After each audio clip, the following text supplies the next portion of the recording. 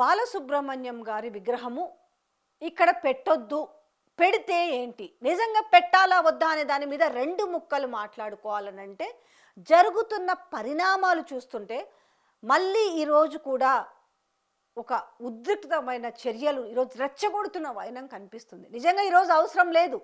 ఆయన కరోనా పీరియడ్లో మరణించడం జరిగింది. ఈరోజు గాన గంధర్వుడు అంటే ఇష్టపడని వాళ్ళు ఎవ్వరు కూడా ఉండరు. కానీ ఆయన వచ్చి ఇవాళ నా విగ్రహం పెట్టండి అని చెప్పట్లేదు.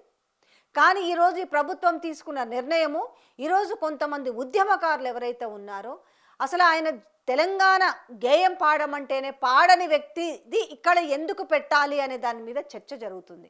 సో ఖచ్చితంగా దీన్ని మీరు ఈరోజు మమ్మల్ని హౌస్ అరెస్ట్ చేయొచ్చు, తర్వాత అయితే కాదు కదా మేము ఆ విగ్రహాన్ని తీసి పారేస్తాము అంటారు. ఇక్కడ నేను చెప్పొచ్చేది ఏమంటే, ఇక్కడ అర్హత ఉందా లేదా, పెట్టాలా వద్దా అనే విషయంలో, పెట్టాలా వద్దా అనే విషయంలో ప్రభుత్వం కూడా పబ్లిక్ ఒపీనియన్ తీసుకోవాలి. ఎందుకంటే ఈరోజు ఆయన మరణించిన వ్యక్తి నాకు విగ్రహం పెట్టమని చెప్పలేదు.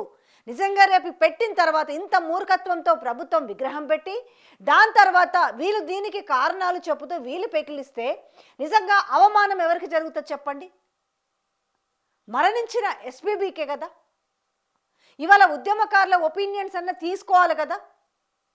ఈరోజు ఒక ఇష్యూ జరుగుతుంది, ఒక సెన్సిటివ్ ఇష్యూ ఇది. ఇవాళ మళ్ళీ కాంగ్రెస్ పార్టీ అధికారంలోకి వచ్చిన తర్వాత ఆంధ్రాకు సంబంధించిన విగ్రహాలు తీసుకొచ్చి ఎలా పెడతారన్న చర్చ జరుగుతుంది. దాని విషయం పైన ఏం పెట్టకూడదని కొంతమంది మాట్లాడొచ్చు. కానీ ఈరోజు ప్రత్యేక తెలంగాణ అనేది ఒక సెంటిమెంట్ మీద వచ్చినది.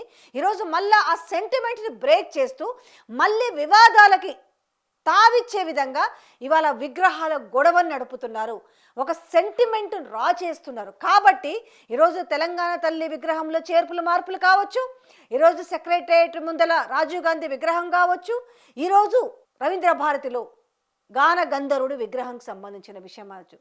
కొంచెం ఆలోచించి ఒపీనియన్స్ తీసుకొని పెడితే ఈరోజు మళ్ళీ దాన్ని తీసేస్తాము అనే మాటలు రాకుండా ఉంటాయి కదా. ఈరోజు ఆయన అభిమానులు కూడా ఈరోజు బాధపడకుండా ఉంటారు కదా. రేపు నిజంగానే ఆ పెట్టి తీస్తే ఆయన అభిమానులు కావచ్చు, ఆయన కుటుంబ సభ్యుల మానసిక వ్యధ ఏ విధంగా ఉంటుందని ఆలోచించాల్సిన బాధ్యత ఈ ప్రభుత్వం పైన లేదా?